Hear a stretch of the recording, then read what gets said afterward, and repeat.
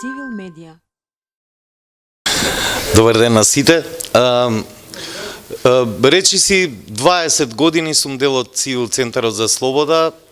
Тоа што мене ме привлече да бидам дел од оваа организација и кога сум формално дел од неја и кога не сум формално дел од неја, е токму поривот кој што го препознав да се продолжи, да се работи, да се действува, да се зборува, да се прават активности, проекти, фестивали, концерти, едукативни зафати во функција на унапредување на човековите права.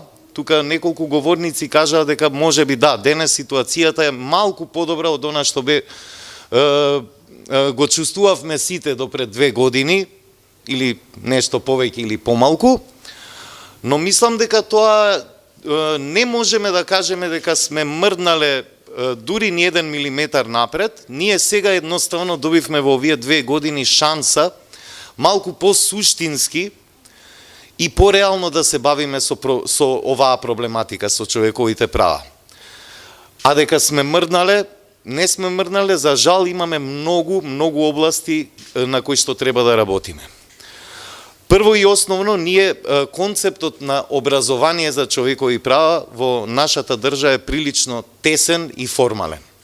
Човековите права не се лекциите, 2-3 лекции кои што ќе ги научат децата во основното или средното образование во текот на годината, формално. Човековите права значат повеќе и практицирање и вткајување на овој концепт во секој или секој образовен зафат во образовниот систем. Ние за жал воопшто не сме во таа ситуација, дури сме во ситуација да ги поправаме работите кои што се за жал уништени и девастирани во претходните години. Символички само, кога знаеме дека во учебниците, каде што се третираат концептите на човековите права, државата е некој кој што дава и зима права, граѓанинот треба да биде послушниот, нели субјект кој што, а не суверенот во приказната на демократијата. Ние всушност треба да работиме на концепт каде што човековите права нема да се доживуваат како нешто што е награда за некакво однесување, туку како нешто што иманентно му припаѓа на секое човечко суштество што живее во нашата земја.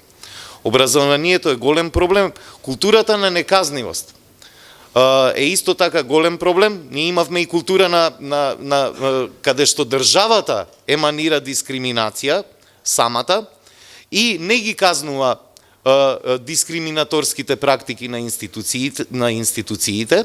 Погледнете ги само извештаите на Комисијата за заштита и спречување на дискриминација и ќе видите дека малку реагирала државата на кршењето на човековите, или речиси воопшто и да не реагирала.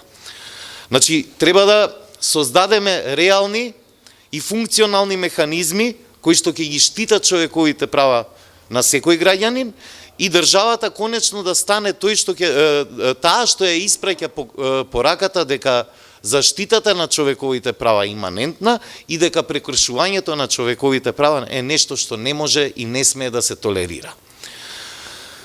Во однос на тоа каде треба да се движиме во иднина, има многу општествени групи во Македонија кои што не ги достигнуваат ни основните човекови права. Зборуваше Дехран за тоа, зборуваме за лицата со попреченост, зборуваме за разни етнички, религиозни и било каков друг тип на општествени групи, каде што нивната општествена положба, географска положба, традицијата, културата на дискриминација на државата создаваат контекст во кој што тие едноставно и да почнат и да рече еве државата дека еве ние стартуваме и со антидискриминаторски практики еднакво за сите, едноставно веќе немаат појдовна основа во ова општество.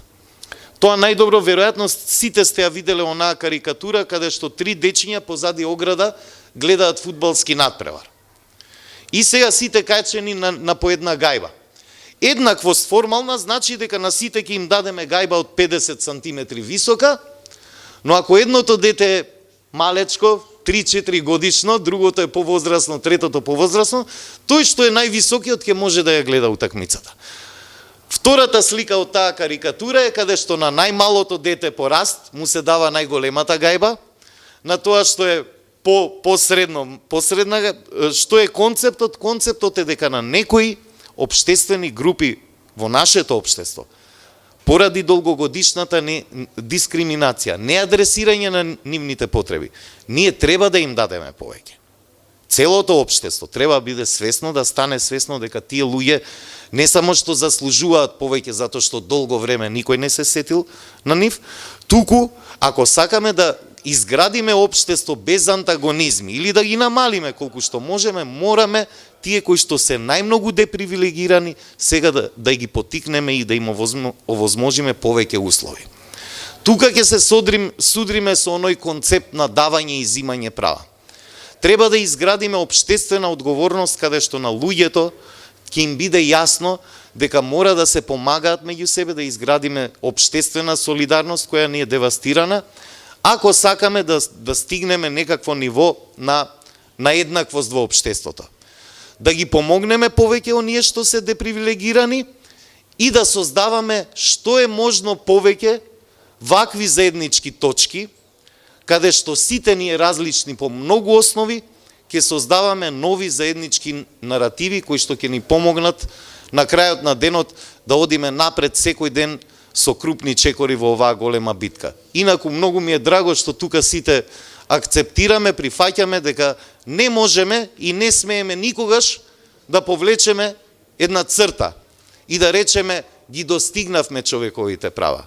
Никогаш нема да ги достигнеме и верувам дека меѓу овие луѓе ќе ги имаме гласниците на овој концепт дека човековите права постојано се унапредуваат и постојано човекот од своето општество на кое што му придонесува треба и да добие нешто за да се чувствува комотен, да создава и да придонесува за напредокот на сите.